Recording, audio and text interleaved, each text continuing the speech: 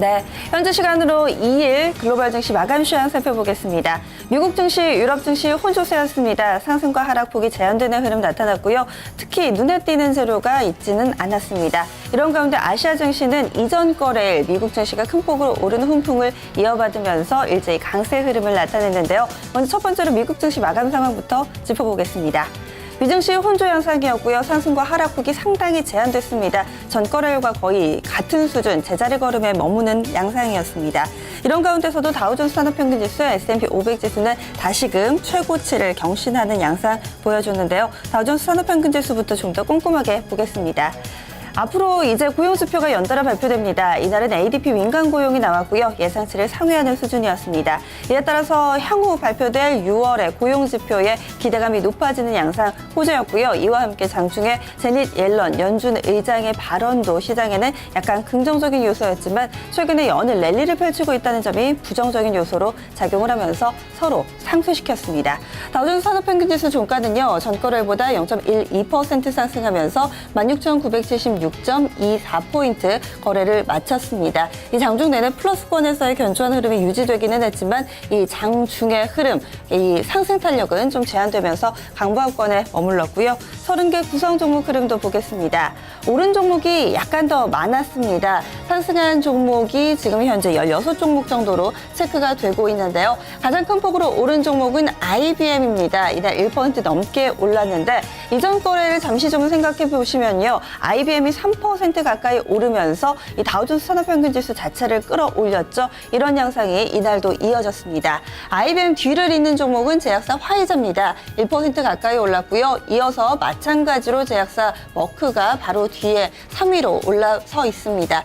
제너럴 일렉트릭, 유나이티드 헬스그룹, 버라이즌 순으로 상승 탄력 좋았고요. 버라이즌과 AT&T 이런 통신사들도 시장 대비 선전했다라고 볼 수 있습니다. 반면에 하락한 종목 보겠습니다. 12종목이 밀려났는데요. 이 가운데서 JP 모건 체이스 1% 넘게 하락하면서 30개 종목 가운데 가장 부진했습니다. 이어서 유나이티드 테크놀로지, 트래블러스, 맥도날드, 보잉, 나이키 순으로 하락폭이 컸습니다. JP모건 홀로 1% 넘게 하락을 했는데 다소 부담이 되는 뉴스가 있었습니다. 확인을 해보시죠.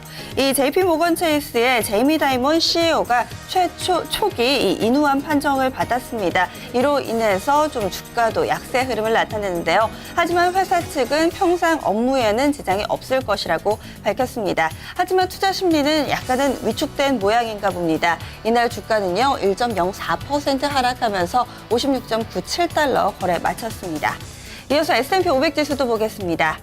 S&P 500 전거래일보다 0.07% 아주 소폭의 상승 흐름만을 기록한 채 1974.62포인트 거래를 마쳤고요. 오전장에 보시면 고점을 형성했던 구간, 저 구간대에서 제닛 옐런 연준 의장의 발언이 있었습니다. 하지만 이후에는 계속 보합권 위아래로의 등락 과정이 이어지는 하루였습니다. 마지막으로 나스닥 보겠습니다. 나스닥 지수 종가입니다. 전날보다 0.02% 하락했습니다. 앞서서 다우존스 산업평균지수나 S&P 500 지수는 소폭이나마 올랐는데요. 이날 나스닥만 약간 밀려났고요. 종가 4,457.73포인트.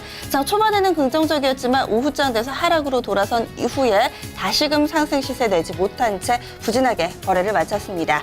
특징적인 종목 보겠습니다. 간밤에는 기술주들의 인수 합병 소식이 좀 많이 나왔습니다. 먼저 첫 번째로 구글 보실까요? 구글은요 인터넷 음악 스트리밍 서비스 업체 송자를 인수했다라고 밝혔습니다. 이 송자라는 회사는요 사람들이 상황에 따라서 어떤 음악을 듣고 싶은지를 파악을 해서 이 음악을 내놓는 무료 온라인 음악 스트리밍 서비스 업체입니다. 이 인수 금액은 정확하게는 알려지지 않고 있는데 시장에서는 약 1,500만 달러, 우리 돈으로 150억 원 정도로 추정을 하고 있는 상태인데요. 주가에는 사실 큰 영향은 없었습니다. 이날 구글은요 0.06% 거의 제자리 걸음 수준을 보이면서 582달러 선에서의 거래 흐름 보여줬습니다. 이어서 페이스북 보겠습니다. 페이스북도 인수 소식을 내놓았는데요. 광고 기술 업체 라이브레이를 인수했다라고 밝혔습니다. 이 업체는요, 온라인 시청자를 대상으로 비디오 광고를 제공하는 업체인데요. 이 매월 70억 건의 비디오 광고를 전달하는 것으로 잘 알려져 있습니다. 이 업체가 설립된 지 7년 정도 됐다고 합니다. 여기에다가 이 시장에서 차지하는 비중도 상당히 크기 때문에 인수 가격이 꽤 높지 않을까 추측을 하고 있는데요. 우선 페이스북 회사 측에서는 정확한 인수 금액은 공개하지 않았습니다. 주가 흐름 보겠습니다. 인수 시너지보다는 인수 금액에 대해서 약간의 좀 의구심이 있는 상황인데요. 이에 따라서 주가 밀려났습니다. 이날 페이스북은 2.37% 하락하면서 66.45달러 거래 마쳤고요. 보시면 장 초반에는 그래도 시장 대비 잘 버텨줬는데 오후장 들어서 빠르게 낙폭을 키우는 모습 보여줬습니다. 이어서 전기차 업체 테슬라도 보겠습니다. 테슬라 이날 낙폭이 상당히 크게 나왔는데요. 노르웨이발 악재라고 할 수 있습니다. 이 테슬라 같은 경우는 스칸디나비아 반도 쪽, 그러니까 유럽 쪽에서의 판매 비중이 상당히 높습니다. 이 노르웨이 한 국가가 이렇게 좀 판매가 부진했기 때문에 밀려난다라고 보시면 안 되고요. 이쪽에서의 판매 비중이 상당히 높다는 점 참고해 보시기 바랍니다.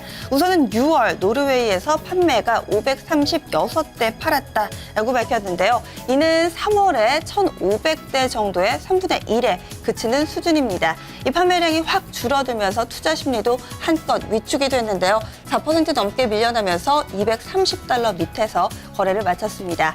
여기에다가 일부 시장 참여자들은요, 국내의 대표적인 2차 전기 업체죠. LG화학이 GM 등의 배터리를 공급하기 위해서 중국 난징에 배터리 공장 설립을 추진하고 있다는 소식도 이 테슬라에는 다소 부담 요인으로 작용했다라는 일부 분석도 나왔습니다. 이어서 유럽 증시 넘어가겠습니다. 유럽 증시도 이렇다 할 재료를 찾지 못한 채 혼조로 마감이 됐습니다. 먼저 영국 FTSE 100 지수 0.2% 올랐고요. 독일 증시는 0.09% 상승했습니다. 거의 제자리 걸음 수준이었고, 반면에 프랑스 CAC 40 지수 0.37% 조정받았습니다. 아시아 증시 넘어가겠습니다. 일제히 올랐습니다. 대체로 지표가 좀 좋았다는 점, 그리고 미국 쪽의 훈풍을 받았는데요. 먼저 일본 증시입니다. 대외 훈풍으로 인해서 사흘째 랠리 흐름 이어갔습니다. 니케이 225 지수 0.3% 가까이 올랐고요. 상하이 종합지수 0.44% 상승한 2059.42에 거래 마쳤습니다. 이 밖에도 인도, 홍콩 증시 1% 넘게 오르면서 두드러진 흐름 나타냈습니다. 글로벌 증시 마감 시황이었습니다. 네, 글로벌 증시 마감 시황 살펴봤습니다. 아까 박상동 앵커의 얘기처럼 고용 지표가 오늘은 이제 어떤 큰 축을 차지하는 것 같은데요. 자, 이와 관련된 외신 소식들, 그리고 그 밖에 다른 외신 소식들도 함께 알아보도록 하겠습니다. 외신센터 우성 캐스터 자세한 내용 전해주시죠.